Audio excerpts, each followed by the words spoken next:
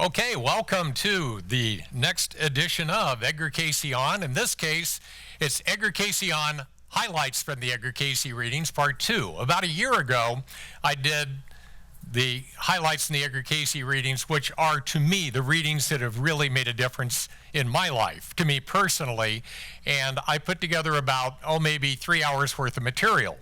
So that's why it turned into parts 1 and 2. I presented part 1 the last time, broke it off to save all of you having to go through that whole thing. And finally, here we are a year later, I'm finishing up with the highlights. So there's absolutely no overlap between what I presented in part 1. So part 2 is an entirely different set of readings. This will be a shorter talk than the other one from before. As always, starting out with the disclaimer, making sure that the main source of information that you'll be seeing tonight comes from the Edgar Cayce Readings, and of course it is subject to my interpretation.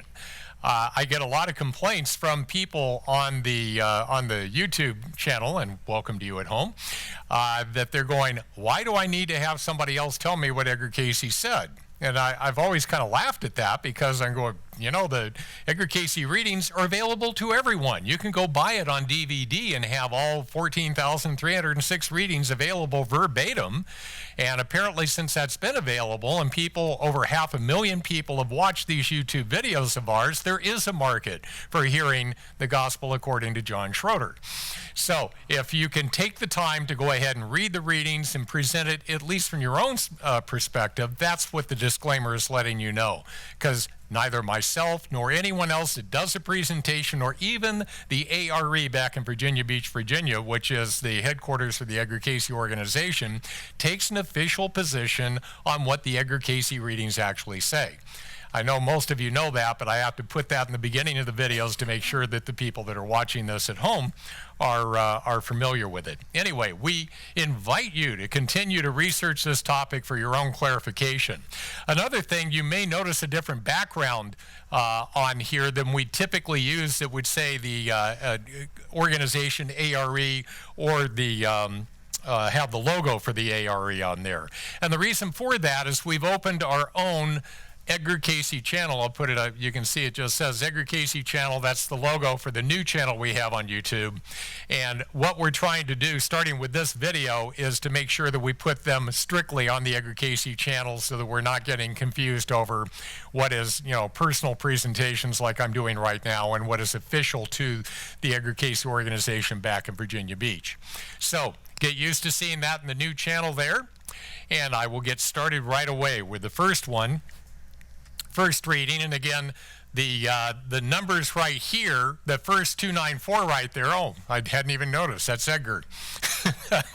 Yeah, we use these numbers to have people remain anonymous. However, it's not anonymous because everybody knows that in the ARE, the 294 is Edgar Cayce himself. Another thing it's a giveaway is there's maybe less than a dozen people that have over 100 readings, and that number after the hyphen, 141, is telling you that it's the 141st reading that Edgar had given to himself. Paragraph 6 is just where this came from in the next section, and then you see the date of the reading, which actually in some of these is going to become rather important. So, in the question here that was asked, please discuss in detail the functions of the pineal gland. And the answer is, keep the pineal gland operating and you won't grow old. You will always be young. Now, it's kind of interesting. There are a number of things that are different in the Edgar Cayce Readings compared to what a lot of especially in Eastern religions, teach about the 7 chakras. And I'll get to that in a second. But the pineal gland is considered, that along with the cells of Leydig, are considered what we call, or what Cayce calls, the seat of the soul. It is very specific to the soul being able to attach itself to the body and incorporate the soul's capabilities in with 3 dimensions. Now, obviously, the 7 centers of the body, the pineal gland is actually considered the 6th, whereas Eastern religions consider the pineal gland the 7th. And you'll see in the next slide, I've got it'll show you the positioning in the body, why Eastern religions do that, and I'll explain why the Cayce readings see it differently. But in this case, it is the 6th center, and the pineal in particular is the first thing after you have a zygote that forms, when you have the sperm and the egg get together and it forms a zygote, one of the first distinguishable features of the body that's forming right there is, in fact, the pineal gland. So it is so vital in terms of the function, in terms of the formation of the body. And what's really interesting to me about that is that it tends to show, especially since it's such a spiritual center and how the soul plugs in, it answers a lot of questions as far as whether somebody is coming in and becomes a certain, mindset or way that they are by choice, or is it by genetics? I think it's both. Of course it's both. You wind up having the genetics of coming through, but you also have the overriding spiritual influence onto the body that's forming initially from the pineal gland. All right, well, let me go on. One thing, whenever you see this and you're going, how do you keep the pineal gland operating properly? Well, the most common, easiest way to say that, as Cayce always said, to balance your assimilations with your eliminations. So everything, you take nothing but helpful stuff into the body, make sure that the body is able to get rid of it all, and so that you're in an ongoing, cycle of goodness within you, and the human body need never die. Now, obviously, a catastrophic event, you get in a car wreck, that would be different. But as far as the body itself, it never has to die as far as it can keep it alive for as long as you can keep that balance going. Now, Edgar himself died at 68. Now, that wasn't exactly young for back in January 3rd, 1945. Wasn't exactly a long lifespan back in those days. But I can tell you that he really didn't follow his own health advice. He was a smoker. He ate pork. In terms of not keeping up with the diet that he had, and so on. So, if you try to feel bad at some point, going, "Why don't I do better with all this stuff?" Neither did Edgar. So you're in good company. All right. So I was telling you I wanted to show you a diagram that identifies why Eastern religions, and this is the pineal gland, as you can see with the arrow pointing there, and there's the pituitary gland a little up front and below it in the diagram. So you can say, okay, when you're going up through the gonads, Leiden, adrenals, thyroid, thymus, and then you thyroid, pituitary, then pineal, if you're just going straight up like that, of course you would think it's 6 and 7. Here's one that, and I don't think we pointed it out enough before, is that in the 23rd Psalm, do you remember hearing the one line in there? It says, "My cup runneth over." When you hear that, according to the Cayce readings, what that's referring to is raising the spiritual energy within your body, and it gets to the pinnacle like the shepherd's crook. And talking about the good shepherd, and the energy goes up, and the shepherd's crook reaches the top, and my cup runneth over into the pituitary gland. And he said, believe me, it isn't going to keep you from becoming a better person, from treating other people in a kind and gentle manner, from having fellowship and patience and all those things, as to whether you think this is 7 and 6 or this is 6 and 7. Just doesn't do it. But he says that doesn't mean that this isn't the 6th center and that one's the 7th. My cup runneth over. After you've hit the pinnacle of overcoming self, which is, remember, how the soul plugs into the body and it runs over, then you become one with our Maker. So I really wanted to make sure that I pointed that out, because I think we've actually gone through entire presentations about the 7 centers and never mentioned that particular thing out of the Bible. So that was one that really stuck out to me. All right, this one's from 281, who is not a person. 281 are the Glad Helpers, or the Healing Prayer Group that was part of the initial group of people that were around Cayce back when they were doing the forming the ARE and doing the Search for God study group books, putting them together. The more knowledge, the more responsibility. The more love, the more ability.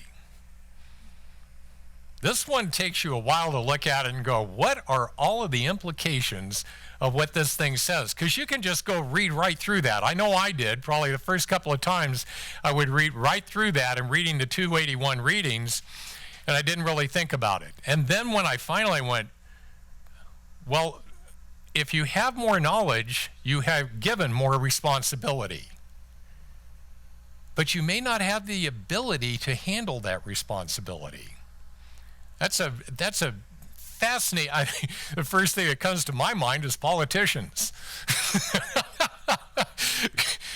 You think about a politician and you're going, okay, here's this person, he goes out there and he educates himself and he gets to see all of the people out there and he's got all this knowledge, and then he gets elected and he has greater responsibility. But if he's not going to come from a loving motivation, from that kind of a basis, does he have the ability to be able to rise to this? One of the last, in fact, I cover about 4 different quotes out of the readings having to do with Adolf Hitler. And so it comes back around as far as how much knowledge and responsibility and how love and ability all relate to each other. So in other words, in this case, we're talking about a very smart person can rise to great power and be responsible for many, like a politician. And but if they don't have if their motivation isn't from love, if they don't have great love in their heart, are they able to properly handle the responsibility that is being given them? Well, I can say that, how many examples do we have in history where people who have risen to a great level of responsibility proved unable to handle the task as far as that goes. So living a life of love shows us the way. Notice that I have this conversation in study groups all the time in which I keep saying politics, you can't legislate morality. Politics is not the answer to making the world a better place. And they keep saying, but if we hadn't passed all these laws, people would still be discriminating and having these biases. And I'm going, I don't think that people's attitudes are changing because of the law. I think people's attitudes are changing because we're becoming better people. And that, to me, makes all the difference. And they're going, and then I just stopped right there and I said, how different do you think history would be if Jesus had been born to Caesar and became the heir and would take over the throne once Caesar got out of the way? Do you think he couldn't have done that? Do you think he couldn't have been born into that? If that was the ideal condition and to be able to use politics in order to be able to drive everything, then why wouldn't he have been born into that position and taken over like that? Instead, he became the son of a carpenter. And he lived a life of perfect love. And he set a perfect role model. And out of all of that, we're looking at it going, wow, look what you can wind up doing without ever talking about politics. His line of politics, if you remember, is render unto Caesar. Yeah, we've got to pay attention to what's going on out here. We do have to pay homage to that and play by the rules. He even says when it comes to war, if you are going to be a citizen of, in this case, the United States, you have a responsibility to protect the country. Now, it doesn't mean that you have to pick up a rifle and go kill other people. If you are guided if you feel like you need to protect the country, as we all should if we want to be citizens here, you can go ahead and get into the military and be one of the 9 people out of every 10 that is never firing a shot in anger. You are just karmically drawn to not have to go into those circumstances, but you can be part of the effort to protect the country. So I didn't need to get away from that, other than the more love, the more ability. I think you can actually go in there and not go into the military and not feel conflicted. Here's a good example. Edgar Cayce asked his father, I want to be a conscientious objector, and it looks like I'm going to get drafted into the military, and so do I just go up there and, boy, I'll tell you, and you're in the middle of World War II and you're going to be a conscientious objector, guess what happens to you? You get thrown in jail. And he goes, is this what I'm supposed to do? And Edgar's answer was, no, you're divinely protected. Let them go ahead and draft you. And guess what he wound up doing? Organizing USO shows over in Europe. Never fired a shot in anger. He was divinely protected because he had love and the ability to be able to serve and protect his country. I bet there's a lot of other people that fired shots in anger that wound up saying, I know what's right and might is right, and we're going to go over there and do them in, and the next thing you know, they've got the responsibility of carrying the whole country on the weight of their shoulders with a gun in their hand. So that's a good example of how that can wind up being. But again, legislation and edicts doesn't make it happen. Here's another example. How many people have heard of this Pharaoh Akhenaton?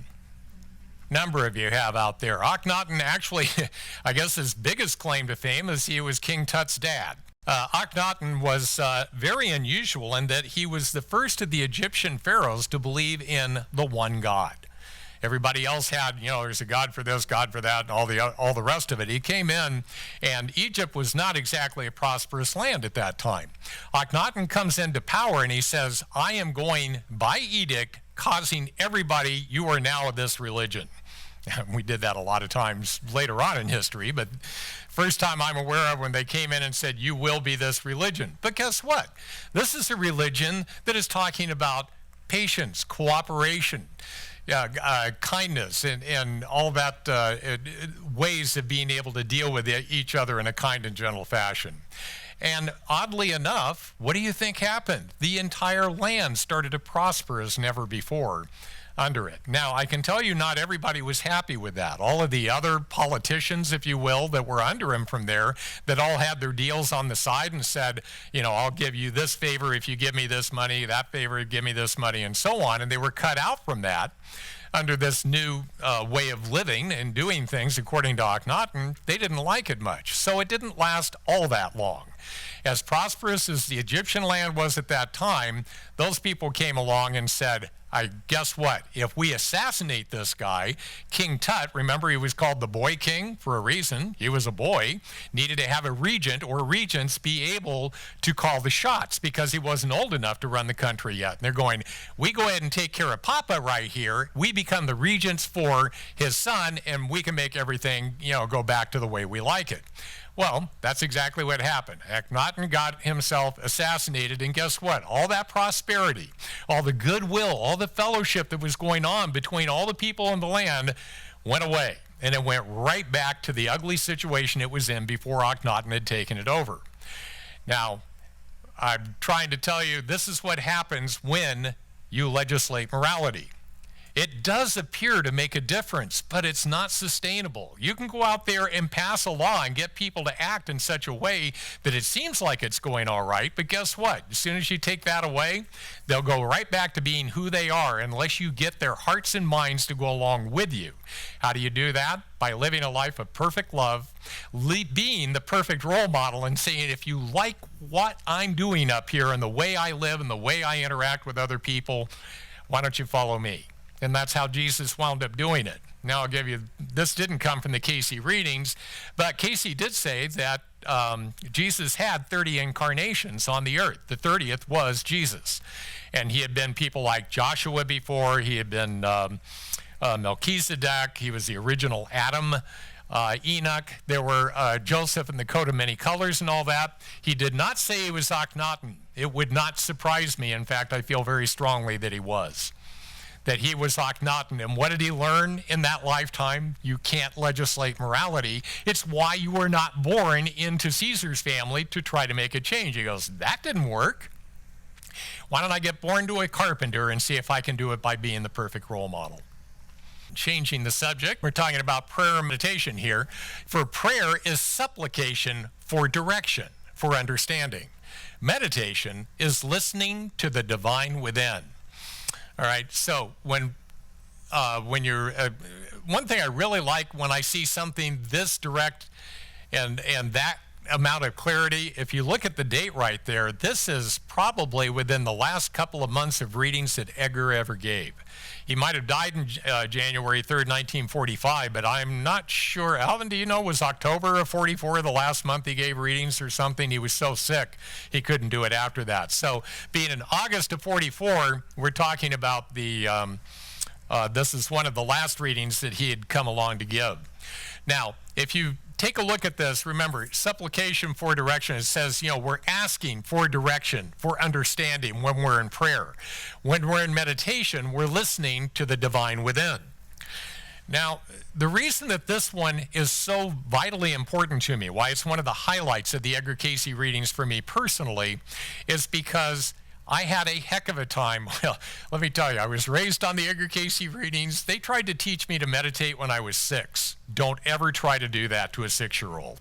Will not work. I mean, I love the Edgar Cayce readings now. When I was 6, I was like, are you serious? You want a 6-year-old to sit here in the silence and commune with God? Not happening. So you have to get to a point where in your mind you want to make that connection with the divine. It's something that you desire. Now, the other problem that I've seen is that they were making meditation, at least for me personally, seem like the most boring thing that was impossible to accomplish. Here I'm just supposed to keep my mind focused and on the silence and all that, and I'm waiting to hear from God, and I'm going, what?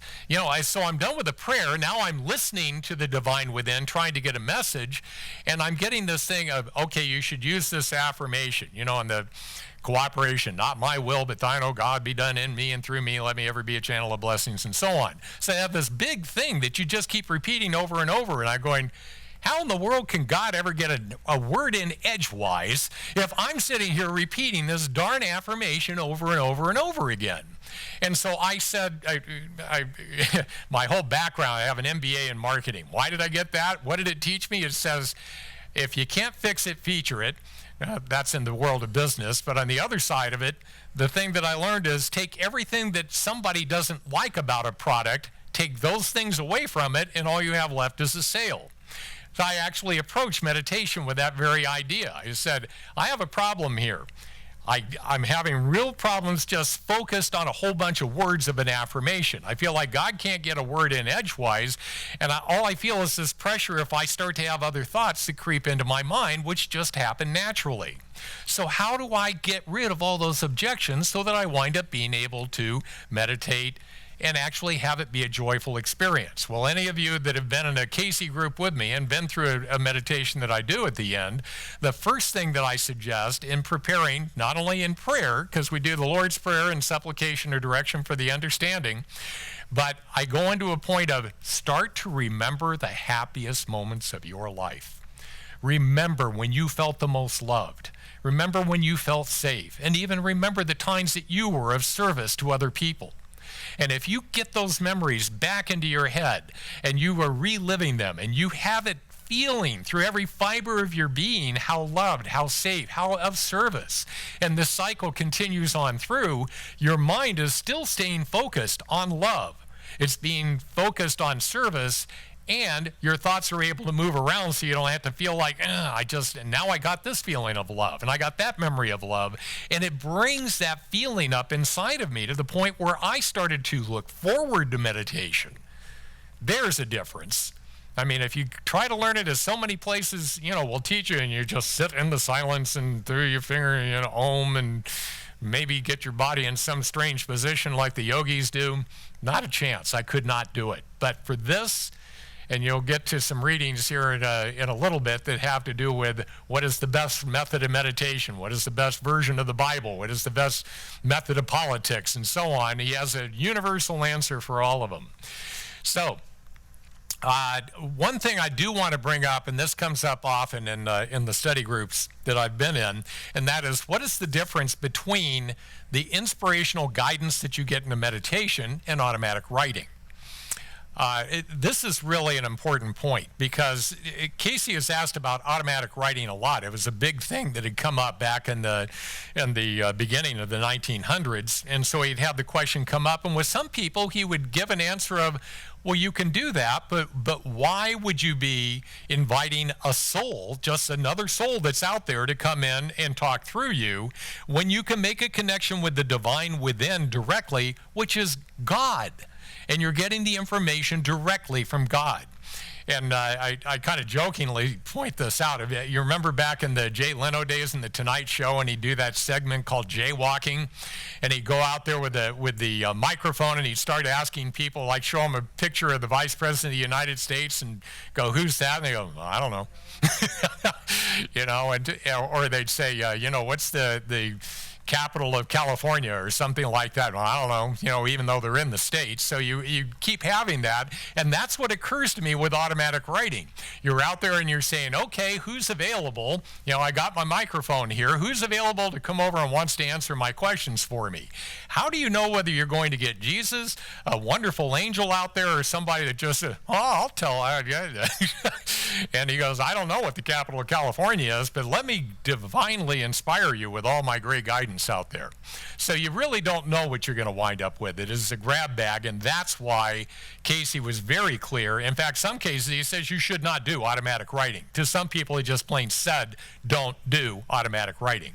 To other people, he said, well, you can do that, but why would you? So I wanted to be clear that there wasn't just one answer that came from Cayce, and there rarely was, depending on what individuals were asking the questions at that time. So understand, automatic writing is inviting somebody else to come in and talk to you and share that. And believe me, with prayers of protection, you can get the right folks. I mean, I'm sure everybody has heard excellent guidance that has come in through, a channeling or automatic writing or whatever. But it's never going to get better than making a connection with God and the divine within. So here's one thing that I also use as a technique in meditation to be able to make it better for me. I find that, I've mentioned about recalling memories of when you felt, the greatest love in your life or being of the greatest service put you in the correct frame of mind. But I also find that visualizing an image like this, and so here's the earth down here and galaxies and stars above, and there you are, this entity that is just in perfect balance with the rest of that, is a picture that I like to form in my mind. And the visualizing an image like this separates my thinking from the daily needs of the body. I don't worry about what are the 17 things I have to get done tomorrow. Oh, I messed up on my diet. Oh, I forgot to get a birthday present for my wife. Oh, and all of these things that just, pop into your head that distract you from being able to make that connection with the divine within. I love just holding a picture like this in my mind of I am a child of God in this universe, and it just makes all the rest of this stuff seem so silly. When you get this image of yourself, at least it works for me, it feels like it's silly that my daily problems, once I recognize my true nature as a child of God, just seems to melt away, at least for that moment. When the meditation's over, I can go fret like just anyone else can. So I'm good with this. But being able to visualize that this is the true nature of how we are, just fitting perfectly in balance with the universe and not being the person that's running around with their head cut like a chicken with their head cut off on the earth, is really another helpful one to me. This is always an important one. The question being, what value is there in palmistry? And by the way, the answer is that this same question has come up with other ologies that had to do with astrology, phrenology. We talked about palmistry here. It could be numerology, all the ologies that are out there to be able to divine what is coming to, what's going to happen to us in the future. So what value is there in palmistry? But insert any of those ologies or histories in there, and to what extent may they be relied upon? So the question is can you use palmistry or these other things to be able to say what's going to happen in the future? And the answer is, it may be dependent upon then about 20% as being absolute, and about 80%, and they put quotes around chance, or what a body does with its opportunities. I'll let you cogitate on that for just a moment. So in other words, the answer here is 20% is absolute. If you were to read this in other readings in which they asked about astrology and numerology and all that, what that 20% is referring to is karma, that we are going to reap what we sow. But when you come into this life, it's almost like 20% of what's going to happen to us is already designated by our past actions and choices. So we already know 20% of what's going to happen to us. What's being made very clear here is, what are we going to do with those opportunities? What are we going to do with those opportunities? That's 80% of what happens to us.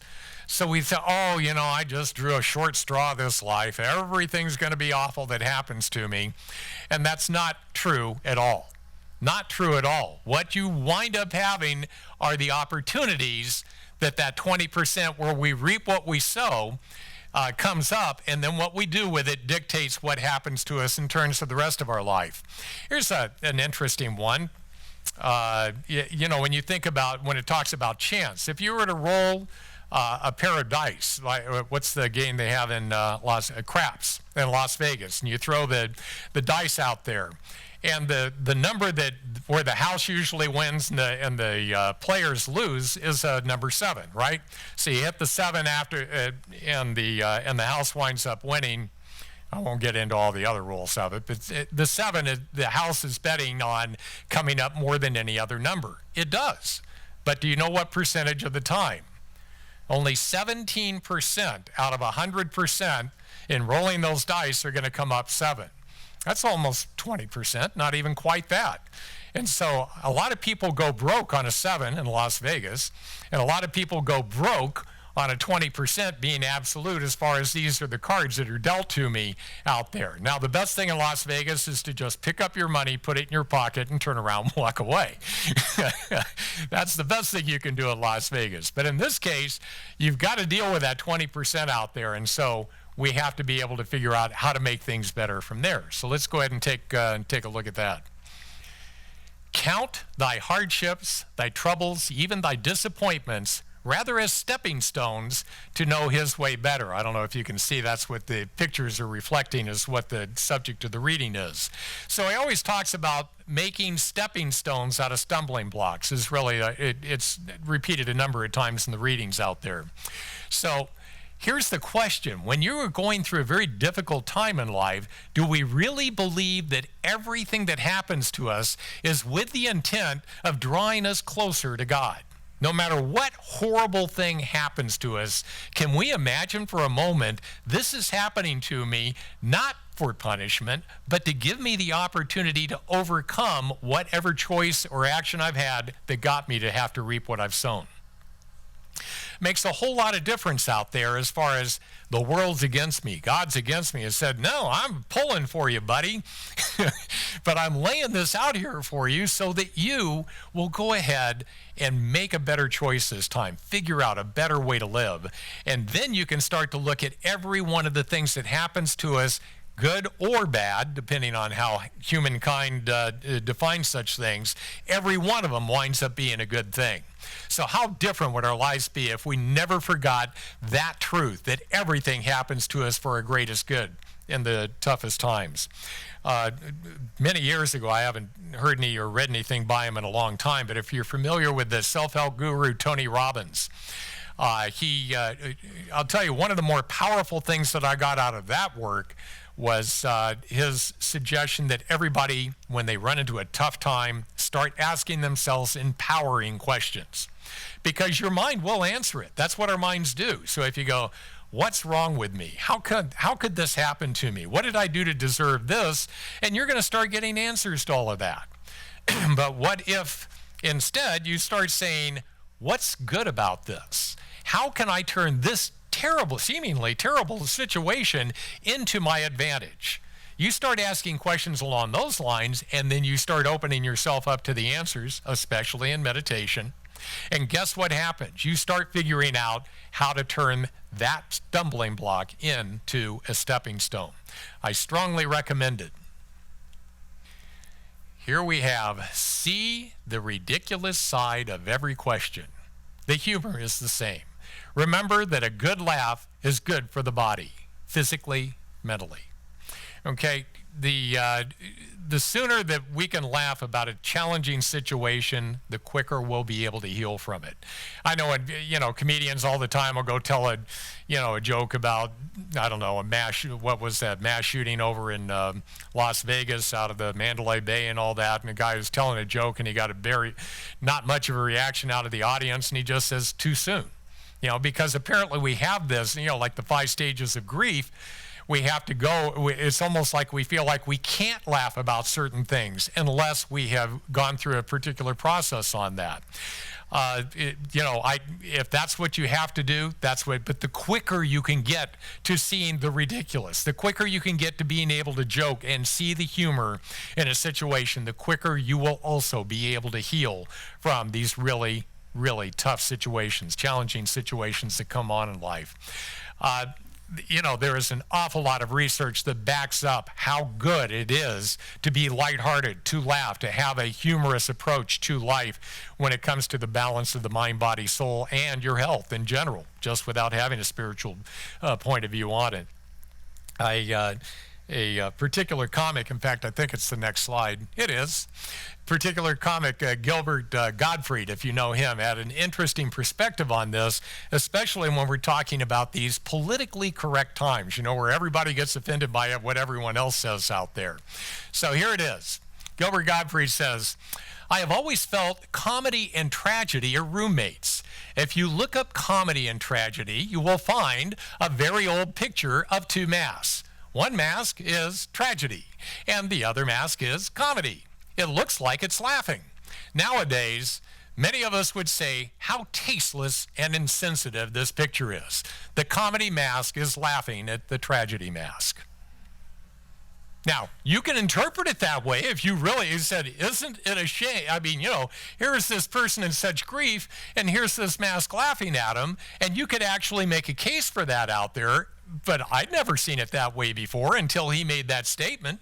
I looked at it and I said, boy, if that doesn't describe how offense is taken by certain parties out there when they want to be offended. They want to draw attention to whatever their cause is, and to be able to say, you offended me, is one great way to get in the media.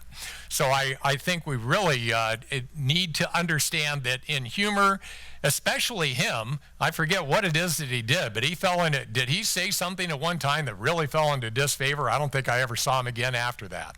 But, you say the wrong thing one time in this politically sensitive world, and the next thing you know, you're on a blacklist and you can't get back into doing what it is that you love and people have enjoyed for years.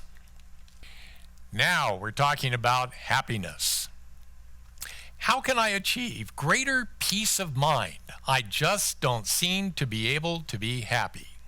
Answer: first, correct the physical forces. Now I'll stop right there because this was a woman who was, she was having a lot of physical challenges, and Cayce had given her, diagnosed the issues and given her the therapies that she needed to get through, because she had some real tough physical challenges to be able to get over. So that's why I allowed that first line in there. First, correct the physical forces, then let the mental attitude be kept in that way of expectancy, in the ability to help others.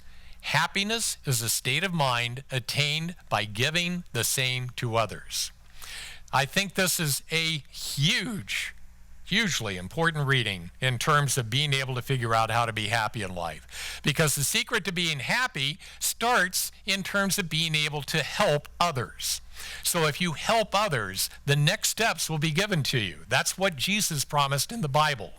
If you are having an unhappy time in life, I strongly suggest you figure out how to volunteer in such a way that not only brings joy to your heart in doing it, that is truly of help to other people. And you get involved in that particular activity, and the happiness will start from the inside out. You can't get happiness from the outside in. I'm sure you've heard that before.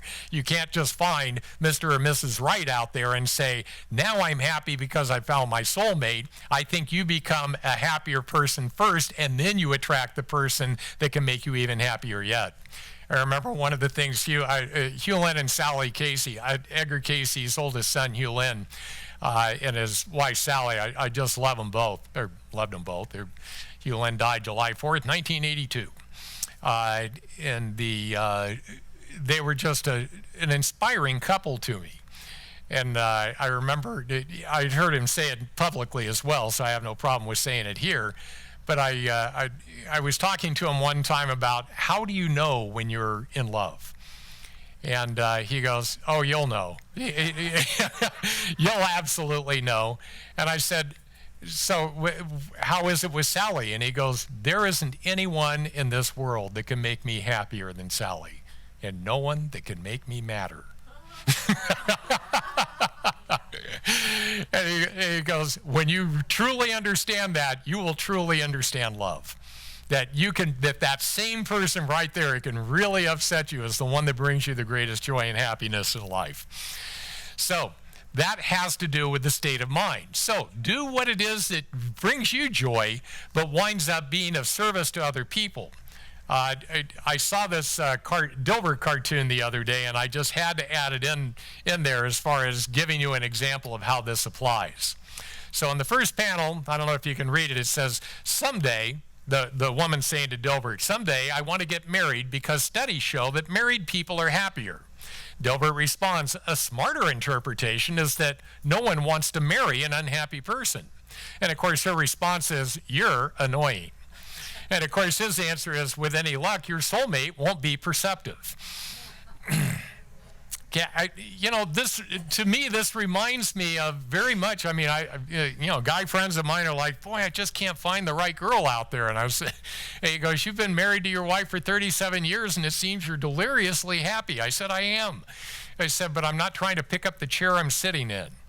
You know, I really do feel like that's what is happening to most people when they're out there thinking it's the person from outside coming to me that is going to make me happy, rather than me becoming happy first and being able to attract that like a magnet to me. And who would think inside of a 3-panel cartoon humor that we could wind up getting such a level of truth given to us? I like that baby picture. I'm not a child person. I didn't choose to have children. I purposely didn't choose to have children in this life, even though I've been married that. Well, actually, Stephanie and I have admitted that maybe in another 10 years, we will be ready to have kids. We're working on that. So, just showing the baby picture, and you'll be able to see what the lesson is that I got out of this particular reading. What is God's plan for me in assisting the furtherance of his kingdom here on this planet, so that I may accomplish the greatest good with whatever talents I may possess? And the answer, brighten the corner where thou art from day to day. Let not a day go by without speaking to someone with the smile of the face and eye, reminding them that somebody cares, and it is Jesus. All right, so I see this smile right there, and this even, I mean, you know, as weird as I am about children, that brings a smile to my face when I see something like that. I almost feel like I'm looking at a very old soul right there. It says, I'm back, I'm here, I'm ready to do it again. So you just have to smile at that picture. I got to tell you one thing that, and I'm still learning more about this as I go on. I teach just one online class for Southern New Hampshire University, teach a business class for them. And I've just been interested when you don't have the face-to-face connection.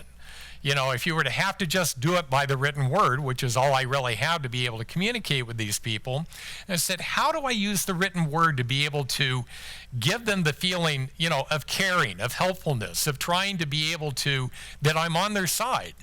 And I realized that my efficiency in writing, for instance, if the girl's name was Jane that I was giving feedback on an assignment for, and I just say, Jane, comma. So I wanted to personalize it and just say, you know, Jane, so that she'd know I'm talking directly to her. And then I would give all the, you know, the helpful criticisms, if you will, of whatever it was required in that assignment.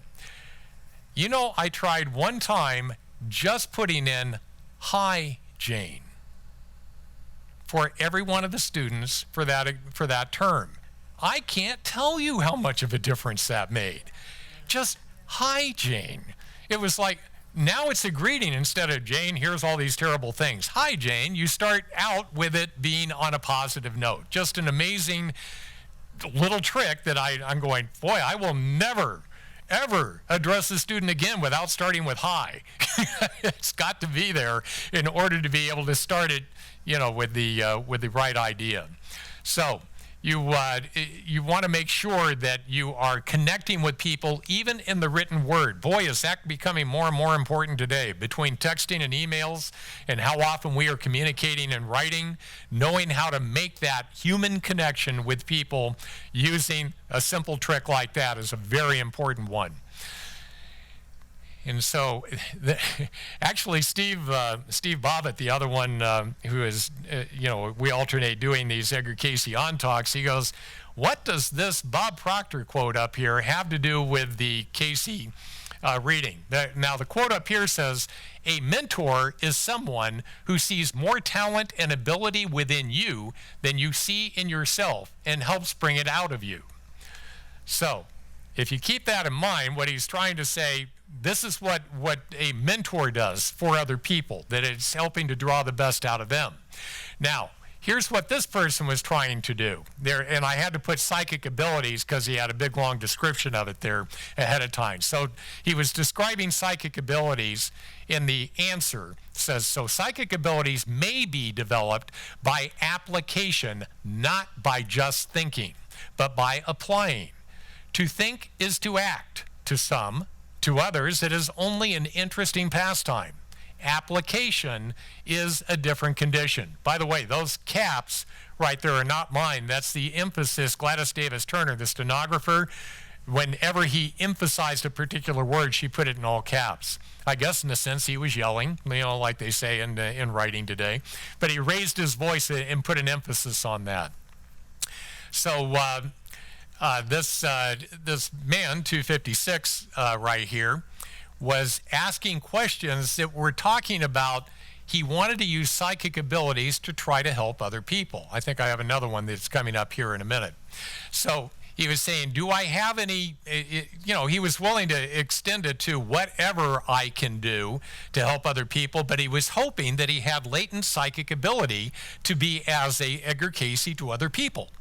And so that was what was coming out of the answer here. So he was asking that. And I really believe what the reading was saying here subtly was that every one of us is psychic. In fact, he says that psychic ability is very much like a muscle. You can develop it just by lifting weights, builds up muscles in the body. All right. So it's not a measurement at all of how spiritual you are.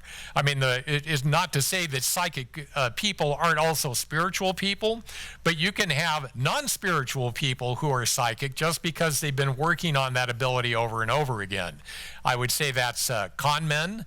I would say, did you ever see that TV show called The Mentalist, where they can sit there and just watch how the body language or how, what do the eyes do, or a facial inflection, or what was that other one, Lie to Me? Tim Roth. It was an amazing TV show if you watched it. Of people that are able to just take the clues from somebody else. They're building up a muscle even if they're using it without a proper motivation, a loving motivation, that they would use it for selfish intent. So Cayce is saying you can build up psychic abilities, not necessarily having to be a more spiritual person to do that. But what he's recommending is that the man needs to start helping people today with exactly what he already has available to him, not necessarily psychic skills. And once he does that, then more is given to him, because we become qualified to help other people as we ourselves are lifted spiritually. When we start to learn these lessons for ourselves, and you can't teach somebody else a lesson if you don't truly have it within yourself. So go ahead and develop being kinder, being gentler, being more patient, being with fellowship, etc., and be able to make this condition take place. And so I think what we're seeing here is that very often we tend to think, as 256 here did, thinking, I'd like to be able to do that right now, and I can do it through psychic abilities. So can I work on that instead of becoming a better person? Isn't that really what this is saying? I mean, if you break it down like that, it's I could be such a great help to somebody else if I could be this psychic person, give them all this information, and then I don't have to go through all the stuff of improving myself. Well, and remember back in the Bible that one of the foundations of what Jesus was telling us was that if you want to be the master, you have to first be the servant of all. So, and how are you the servant of all? By being able to serve, even if it's down to just washing the feet of the people that are right there at the dinner table with you. You have to be willing to do all of it and have that attitude, not that I'm up here trying to help you down here, but we are all equally loved siblings trying to get to heaven, leaning on the arm of someone that we have helped. Oh, I didn't draw it back to Bob Proctor up here. So if he's trying to be a mentor right here, then Bob Proctor's quote is that if you are trying to draw more, that I can see more talent and ability in someone else than they see within themselves, then I'm being a mentor to them as I draw those talents and abilities out of them. I don't think that's what's happening. I don't want to make it so negative, but I think when somebody wants to be psychic before they try to go through the self-improvement of their own, they're trying to say, well, I'd like to be famous and beloved and seen for all this stuff without having to actually draw the best out of myself before I draw the best out of others. So that's the tie between the two right there. All right. If you can see it, it says, be an encourager. The world has enough critics already. So we have, anyone can find fault. It is the wise person who finds that which encourages another in the turmoils and strifes of the day. So everybody has been through circumstances in which, you could have somebody come up to you and be a critic. I happen to be one throughout my entire life in business. I have had, better skills with writing or putting marketing materials together or something like that. And I inevitably would wind up getting that handed to me and say, here, take your first shot at it. And then we'll let everybody else take a bite at it. All right. How come I can't go second? I'd like to go second. It is a real you have to figure out how to get a thick skin if you're going to wind up being the person, who is going to go first, because not everybody is an encourager out there. All right. And if you have been through that situation yourself, you become a better encourager to other people, because you're going, boy, I went out there and I worked really hard on this, and all I got, I'll give you an example. I write books, as Mary Travis knows. She's read every word of them several times. She helps me edit these things. And I have, in fact, it was the guy who's the best man at my wedding. And he likes to write, and so I sent him a draft of a book that I was working on at the time. I am not kidding you. He called me up and he goes, okay, let me give you some helpful hints along here. For 1 hour, he destroyed everything he read about the book.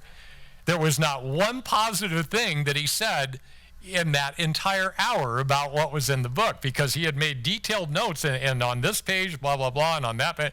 And I'm like, okay. And I was listening to it, and then I realized what I was seeing. This guy is a frustrated writer. And I was recognizing that he was taking the opportunity to feel like he was helping, but at the same time, it's like, well, if I can't write myself, maybe I can help him to be a better writer. And yet there was no encouragement in there whatsoever. And that was a great hour for me as I'm going through this, and I'm hearing him and I'm taking it in, and he did have some good suggestions. But at the same time, I'm going, holy cow, if his intention was really to try to help me, did he really want to spend an hour like that? Or was there another way to be able to present what encouragement could have occurred out there? So I offer that as a nice anecdote to go along with this. In the other direction, I have been a person who's been active my whole life, and I spent 40 years getting good at and playing the game of racquetball. And there was a friend of mine back in my racquetball days. His name was Greg. And Greg was he was younger by at least 10 years. It makes a little difference, especially as you're getting older. And he was always kind of taunting of me, because he had gotten into the game before I did, and so he was always a couple of years ahead of me on that. And he was not encouraging, not trying to draw the best out of me. Well, what is funny is now that we've gotten old enough, I have started playing pickleball, which is a game that's well suited for people who can't keep up with racquetball anymore. And I love the game. I mean, again, Mary Travis, I thank you so much for that game. She introduced me to it, and I've been playing it for probably about 3 years now. Anyway, who do I run into on a pickleball court one day but Greg? And he has given up racquetball, and he just wanted to go out there and try pickleball. Uh-oh, I've got 3 years on him. And so he's out there and he's doing everything wrong, because racquetball people want to just go whack, and hit the heck out of the ball instead of figuring out how to strategically win the game. It's more of a thinking game than it is just flat out athleticism as racquetball is. Anyway, I could tell that Greg did not want to be on the court with me because he remembered how things went back in the racquetball days, and he knew I was 10 times better than he is right now. And so we go out there, and I was thinking very much of this because this really just happened in the last week or 10 days, and I've been, putting this together for some time. And I was thinking of this very thing going, okay, there is this side of me that wants to go, look how silly you look now compared to how good I am. Or that wouldn't work. No, that wouldn't be very encouraging. But I actually did the opposite. And I'd start, I didn't sit there and say, you're doing this, and this wrong. I said, that was great. I said, in fact, that was well above normal as far as you're way ahead of the game on being able to use that particular skill or the other one. And what was interesting is by the end of it, he was actually doing much better. Instead of getting discouraged, he would be building on the things that I was telling him that he was doing well, and not only do that better, at the end of it, it was like we were old friends. I mean, we were acquaintances. We wouldn't have gone out and got a beer with each other after a game or something like that, but I think he could get to that point now where he would actually want to socialize just for the idea that I didn't go out there and blast him. It would be subconscious, but for me it's a very conscious effort to make sure that I was encouraging rather than discouraging on that whole thing. I told you we would come back to this. What present printed version of the Bible gives the nearest to the true meaning of both the New and Old Testaments? Answer: the nearest true version for the entity is that ye apply of whatever version ye read in your life. It isn't that ye learn from anyone. You only may have the direction. So what this comes up with over and over again, and what here I have all the, 6, 7 different versions of the Bible up there, and the answer that he would have over and over again when questions would come up and what version of this or what method of, like meditation, what style of government, and which one of these is the best? And the answer is, when it comes to things like the Bible or meditation, the one that you will do daily. The one that you will apply daily, the one that you will make a part of your regular routine in life. Actually, with the government question, since I brought it up, he said, here's a different way of looking at it. He goes, what form of government could fail if all the citizens of that country lived as the master does? Every one of them would work. And it said, and no system of government will succeed if nobody follows what the master said as being the role model for everybody. So politics, once again, throw it right out the window and say it's the individuals and how we respond to everything and live a life of love and make choices along those lines.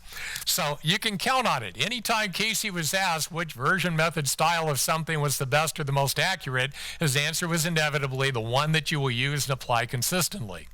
So if it's a style of meditation or a diet or exercise program or version of the Bible, make sure that it's one that you are drawn to, that you are happy with, that you look forward to being able to employ in your life on a daily basis.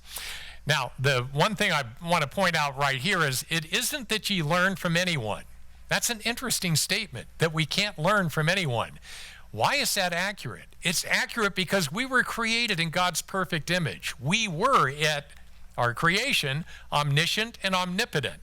It is all of the stuff that we've added onto ourselves. And one of the ways that I like to draw this out as an analogy is, this whole thing where you have the caterpillar turning into a butterfly?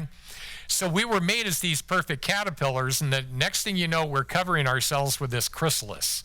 And we have this really hard shell that's around there that eventually, once we break through, we come out and we are this beautiful butterfly at the end of it.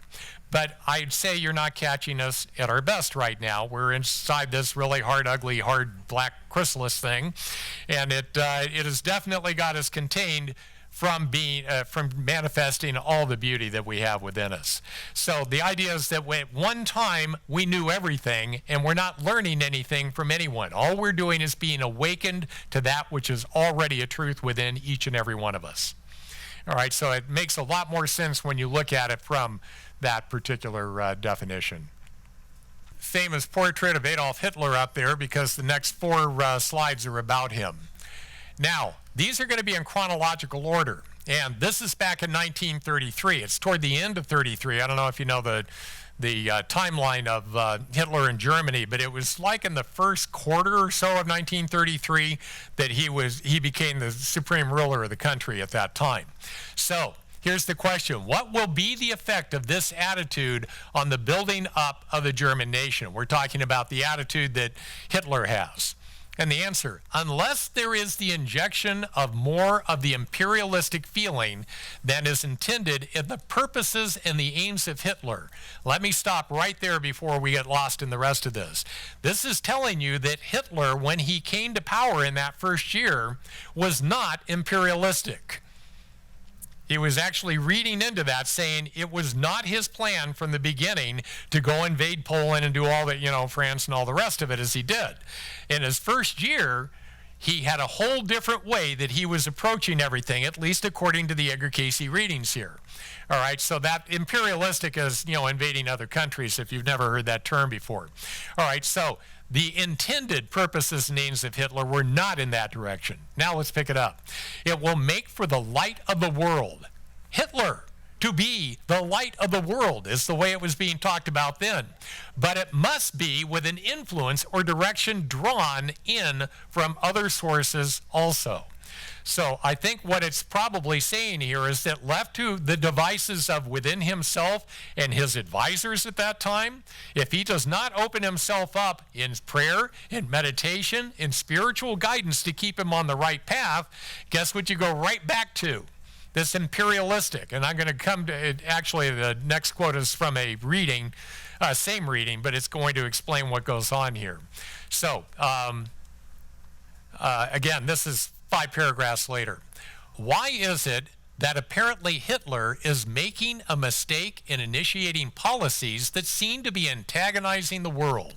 Now, again, this is still back in 33. He hasn't invaded anybody, all right? The answer: because the world has as yet not understood wholly Hitler's policies. For these are initiated rather from the spiritual source, and the world is very material-minded and oft understands little as spiritual direction or dictation. But they must come to understand, unless there is more injection of the imperialistic influences that have, to be sure, been directing their influences toward being in the directing of the policies, yet these as yet have not directed the main policies of Hitler. So he's warning once again, if you go in this direction of imperialism, that's what's going to wind up happening to you right there. But as of this time, November, he hasn't quite been in charge, of everything for a year. You're saying this is still going in a good direction if he keeps himself open to the spiritual guidance from the divine within. So a lot of this winds up, because even from 33, there was a lot of fear-mongering going on as far as what Hitler was all about back then. I don't know if that was public opinion or a media misinterpretation of policies. It's very, for instance, if you go to an atheist and say, guess what? The best way to become prosperous in this life is to start giving back to the places where you are spiritually fed, and they'll go, are you crazy? That is an excellent example everybody catches on to right away, where you're going, a earthly interpretation of a spiritual concept, those two are never going to meet. They're not going to come together right there. And I think if you were looking at where Hitler was going initially with all that, I'll give you an example of what just occurs to me. Hitler is talking about the oneness of the Aryan people. Well, what if he expanded that to be the oneness of humanity, or the oneness of all souls? I mean, it was just a very narrow vision of what it was that he felt the brotherhood and fellowship with out there, and I think that was the thing that he needed to overcome more than anything else. Then we're going to get a little bit of a warning in the next one. Now, this is 1934. This is a couple of months even after that last reading. All right, explain the relation between the information just given regarding Germany and the changes for this year and the information already given through this channel on Hitler. Read that, talking about the previous information. Read that information, my children, that has been given, that there was the destiny for the man if he did not allow imperialism to enter in, and it is entering. Hence, must be called into question. Even 2 months later, after that previous quote, he had already turned a corner, and now he's thinking, okay, I'm going to... Now, why does that happen? How do you go from having this altruistic, this wonderful vision that Cayce had talked about before that was for the greater good of all people inside of 60 days, all of a sudden we're looking at this going, well, it's entering in this imperialism, and it has to be called into question. What happens in that period of time? I will tie it up in one word: impatience. You want things to happen right now in this direction. Do you remember Pharaoh Akhenaton? Pharaoh Akhenaton comes along and says, we're all not doing well, and it's because we're not following this great vision that I have out there. So I'm going to legislate morality. And how can I do that? By passing these laws that you do it. How can Hitler do this? By invading and being in charge of all these countries that aren't doing what I say you should do. Because if you did it, what's in my mind, everybody's going to get along great. I shouldn't even have to invade you. You should just gladly open your arms up and accept us. So I can understand that, you wind up having this imperialism raise its really ugly head out there. And this impatience that I'm talking about, let me give you another couple of examples of that. Judas Iscariot. Why was Judas selling Jesus out for 30 pieces of silver?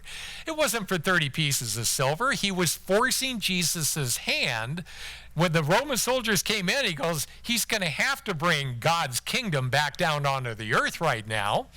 This is why he's doing it. He's saying, if we just keep traveling from here and avoiding the soldiers here and go over there and talk a little more there, we're not getting anywhere. Judas was impatient, and he forced Jesus' hand, so he thought, to go ahead and bring God's kingdom onto the earth. And he thought that was going to be raise an army and go, take over the Romans. Obviously, Jesus had a different plan, and it didn't include that. Another example of impatience, how about Moses? If you go back and think about Moses and outside the promised land, or Canaan and Jericho, and so there he is, and he's going, okay, now, God, is this the promised land? Yes. And is this the land that you promised to us? Yes. And he goes, okay, I know what to do. Now remember, Moses had a couple of conditions. God didn't have them, Moses had them. He goes, I'm getting old, so I need this to happen quickly. And we, the Jews, are the chosen people. Therefore, all of those people that are down there right now can't be there anymore. Now, if those are the two things that you have stuck in your mind, what do you think Moses is thinking has to be the outcome? We have to go down there and kill all of them, or, incorporate the women into your tribe, so that you can propagate the species and all that. But we're going to take all of their assets, we're going to kill them all off, and we're going to take everything over because we're the chosen people, and I don't have that much time left. I'm getting ready to die. Remember, he never was able to enter into the promised land. So that was the end of him at that point. So when you look at Hitler coming along, he actually had one that it doesn't really get talked about very much in history, but do you remember when he would do his Hitler salute out there? Do you remember he would keep his hand very close to his side? Have you ever noticed that in the pictures, that he was always walking around like this? I think he had Parkinson's. I think it's very clear that he had Parkinson's in the way that he'd be strapped down to his side like that. And he probably was thinking, like Moses, I don't have a lot of time to see this wonderful vision that I have coming together. I need to invade other countries. I need to make it happen faster so I will be able to see it. And I think that really caused him to be open to the ideas that were impatient solutions, if you want to call it that, to trying to make his plan take place. So here's, this one's fascinating to me. It's David Kahn, who is a big supporter of the Cayce work from way back when, but it answers some real interesting questions. What will be Hitler's future? And this is in 1939. This is back when Germany was winning the war, right? We hadn't entered into it yet. But he's like, I'm kicking everybody, getting them out of their own countries, taking them over, beating them back to their own borders. What will be Hitler's future? Death. Boom. I mean, this is in 39 when it looks like he's killing everybody. Question, what nations will be on each side before the war ends? Answer, this again is a problem and a matter for diplomatic concern rather than that of David Kahn. It's like, really? Are you trying to take on the problems of how the, Europe's going to wind up on this side or the other side? Why don't you just try to be a better person where you are right now? So that's my, sarcastic response, but I kind of feel like that's what he's saying right there. Question, for what real purpose is the present war? What is the real reason behind World War II? Read in Daniel, the last 2 chapters, and see also the 31st of Deuteronomy. Now, most people, if you haven't, read the Bible, most people go, okay, Daniel in the lion's den. That's what, you ever seen that Father Guido Sarducci 5-Minute University? Supply and demand. That's all I remember of economics. All right, we understand Daniel in the lion's den. But what was the book of Daniel all about? And really what it comes in, also within that, if you remember King Nebuchadnezzar, if you remember Shadrach, Meshach, and Abednego, did I get that out right? Just started coming out, and there it was. Okay, so you had the 3 guys that were literally thrown into the fire and survived. They were just walking around in the fire and came out and said, okay, you gave us your worst. I guess, God's taking care of us. That's also within the book of Daniel. And what it's coming to, what Cayce is referring to here is that you're getting the real purpose inside the present war is no matter how awful humanity's values are and what we do to each other, God's will prevails. Daniel doesn't get eaten up by the lions. Shadrach, Meshach, and Abednego come out of the fire, and everything else is going, according to God's plan, no matter what mankind is doing out there with that. The 31st of Deuteronomy, what is that? Oh, it's about Joshua, who was, by the way, one of the past incarnations of Jesus, according to the Edgar Cayce readings. So we have Joshua, and what was interesting in Deuteronomy in 31, it's praising Joshua not because he was a great warrior and went down there and did all the awful things that Moses had ordered him to do, but it talked about what an incredible rock of faith he was in his faith for God, and how he really did, have the idea of patience and fellowship. And the 31st of Deuteronomy describes Joshua that way, as opposed to being the warmonger that seems to be indicated outside of that. Okay, what factors will decide it being World War II? Faith. So we're talking about Daniel being a rock of faith, Joshua being a rock of faith, saying the faith, whichever side winds up having a greater faith, in the God, not in a particular religion, but in God overall, saying that's the major factor right there. And then finally, should I attempt to obtain a position in any branch of the government? If so desired, do so. Be very foolish, however, as we find. So he's letting him know, you're so caught up in this war, why would you want to actually go seek out a position? You can tell by his questions that he's very much involved in the politics of the whole thing. David Kahn is Jewish, by the way. So, the idea of what was happening with the Holocaust was definitely going to hit him harder, but the readings keep trying to draw him back. They go, you really need to become a better person, a better individual, rather than leave your mind dealing with these things that you really have no effect on.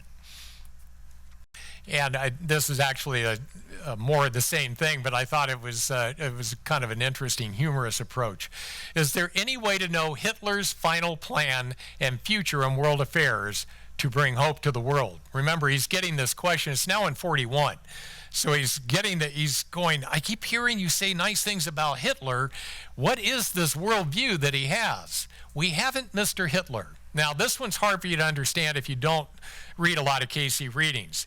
Anytime an individual, was asking for a reading, it would say, yes, we have the body. I don't know if you've seen that statement over and over again. Yes, we have the body, or yes, we have the records here at the for this particular soul, indicating that he's looking at this Akashic record, if you will, of the individual that the questions were about to be asked from that person. They're indicating, we don't have the records for Hitler. Why? This isn't his reading. It's yours. We don't, and if you're going to be asking about, Hitler stuff, first of all, become a better person yourself rather than be involved in world politics. Second of all, you're just being curious. This is not being helpful and hopeful. How are you ever going to get that information to Hitler in the first place if that was really your only, meaning out of the whole thing? And so it's indicating we don't have Hitler's records in front of us. Go on to the next question. Is the way that Cayce actually handled that. So it's very subtle, but at the same time, it's it's none of your business what is trying to work with. And this is the last slide because it really echoes throughout all of the readings exactly what it is that Cayce's trying to get across to us. Don't be involved in world politics. Don't worry about how to be able to, save other people out there. If you are offering your heart up to God and really want to accept his loving ways as your own, that's all he's asking. We don't have to take responsibility on all the rest of the things that we would put on ourselves out there and on other people in order to be able to make that happen. So it's a good lesson to remember every time we tune in the news.